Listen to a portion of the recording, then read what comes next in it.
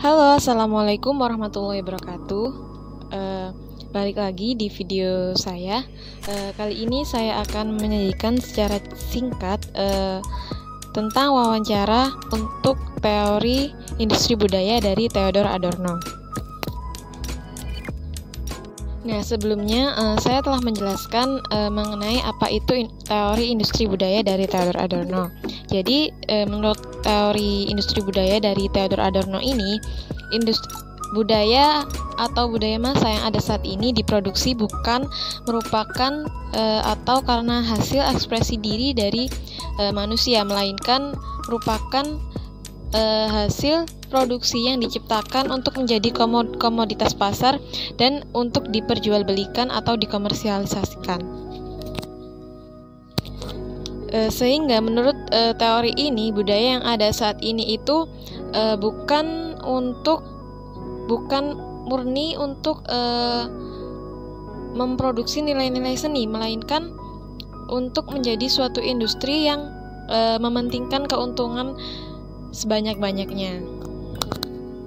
Nah, berikut ini saya akan menyajikan hasil wawancara saya dengan salah seorang kenalan saya yang merupakan seorang penggemar dari musik K-pop.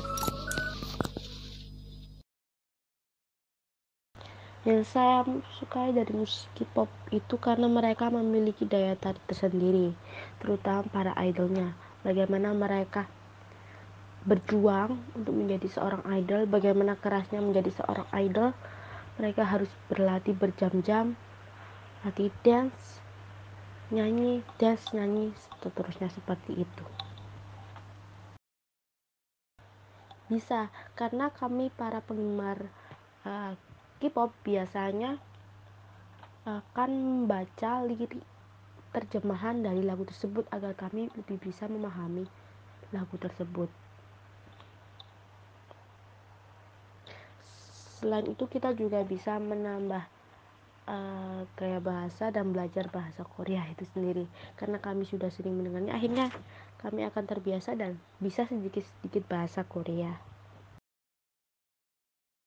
Pernah ada beberapa lagu K-pop yang memang mirip dengan lagu Western ataupun Indonesia pun ada, dan hal itu mungkin menjadi terinspirasi atau bagaimana ya, karena saya juga kurang tahu tentang dunia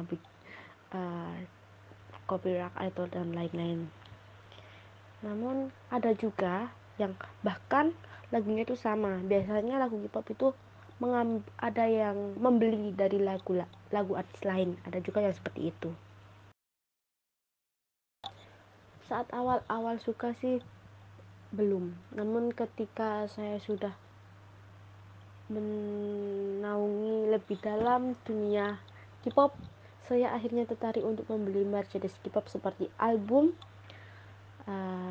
lightstick, dan merchandise kecil-kecil lainnya.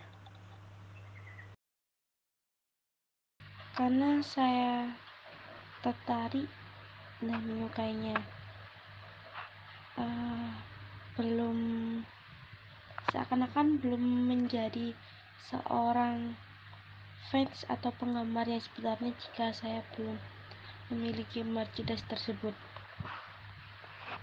Selain itu, seperti lightstick, saya ingin benar-benar mencobanya agar bisa merasakan bagaimana perasaan ketika melihat atau berada di konser mereka suatu saat nanti. Iya, saya biasanya ikut streaming MV ataupun lagu mereka dari fandom saya sendiri atau penggemar BTS kami biasanya membuat suatu project seperti streaming party atau kita streaming secara bersama-samaan. Selain itu, kami juga akan membagikan kayak cerita bersamaan dengan streaming tersebut,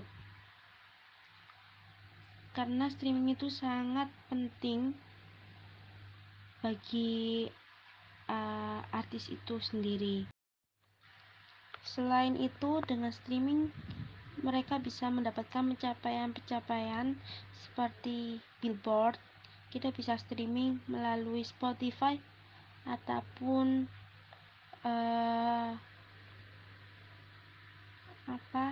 YouTube musik videonya tersebut.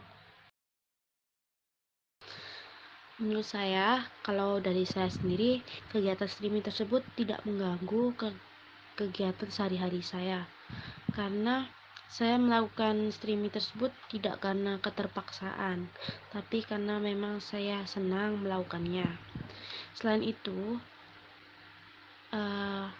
kegiatan streaming itu menjadi sesuatu atau kegiatan yang dapat membuat saya refreshing, karena saya sendiri tipe orang yang jarang keluar rumah atau bermain di luar rumah. Jadi kegiatan streaming itu salah satu hal yang dapat menghibur saya. Nah, dari hasil wawancara saya tadi, kita tahu bahwa musik K-pop ini sedikit banyak telah mempengaruhi cara berpikir dari para penggemar atau dalam hal ini informan tadi. Dalam kaitannya dengan teori industri budaya ini, para penggemar K-pop ini secara tidak sadar mereka ini diperas baik secara finansial tentunya ya, yakni untuk membeli merchandise, untuk membeli kuota untuk streaming dan semacamnya. Tapi mereka ini tidak sadar bahwa itu merupakan salah satu bentuk penindasan yang dilakukan oleh para kaum kapitalis untuk mendapatkan keuntungan yang sebesar-besarnya dari masyarakat umum. Dan fenomena streaming seperti yang tadi dijelaskan informan menjadikan sebuah musik ini bukan dinikmati untuk memang murni ingin menikmati musik tersebut, tetapi secara tidak sadar kita melainkan membuat kita menikmati atau memutar musik ini bukan untuk memang karena ingin menikmati, tapi untuk agar idol kita mendapatkan keuntungan dengan cara viewers dari MV tersebut naik, dan akhirnya sang idol ini bisa mendapat penghargaan dari hal tersebut. Tentunya secara tidak sadar ini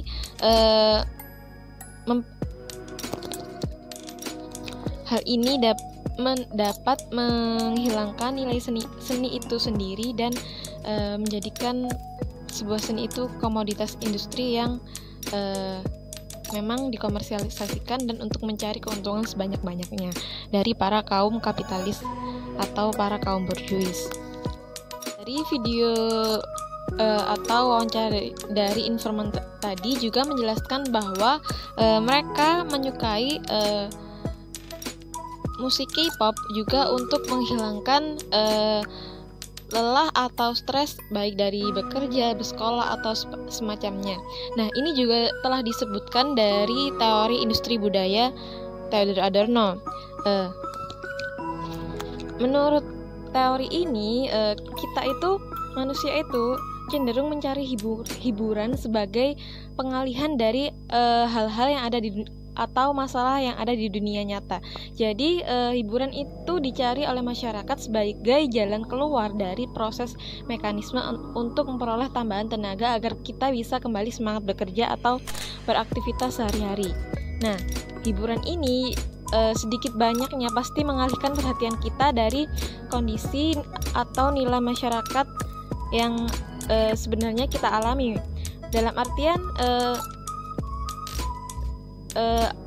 hiburan ini seperti MV atau musik K-pop tadi, atau mungkin sinetron atau drama atau film dan semacamnya, itu membangun dunia khayalan kita yang seakan indah dan akhirnya kita melupakan sejenak realitas atau masalah kita yang ada di dunia nyata. Kesimpulan dari wawancara ini dan hubungannya dengan teori industri budaya, bahwa sebenarnya para penggemar K-pop ini sebenarnya mereka ini menyukai musik K-pop dan menganggap musik K-pop ini dan idol mereka itu sebagai hiburan dan pengalihan dari apa yang ada di dunia nyata. Dan itu juga membuat mereka merasa bisa bersemangat menjalani hidup dengan menyukai musik K-pop ini. Dan menurut teori industri budaya, secara tidak sadar mereka ini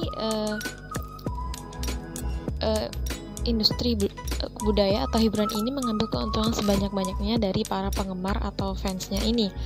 Dan dalam hal ini, menurut teori ini juga bahwa musik yang mereka produksi bukan untuk mengekspresikan diri atau mengekspresikan kebebasan mereka, namun sebenarnya musik ini diproduksi untuk meraih keuntungan dari para penggemar dan akhirnya musik ini menjadi sebuah seni yang diperjualbelikan atau dikomersialisasikan. Terlepas dari kritik industri budaya tersebut oleh Theodor Adorno, kita tentunya sebagai konsumen atau massa memiliki independensi dan tidak selamanya bisa didikte oleh sistem-sistem industri budaya atau sistem kapitalisme ini. Kita sebagai manusia juga sebenarnya memiliki kebebasan untuk memaknai nilai-nilai dari seni atau budaya masa tersebut.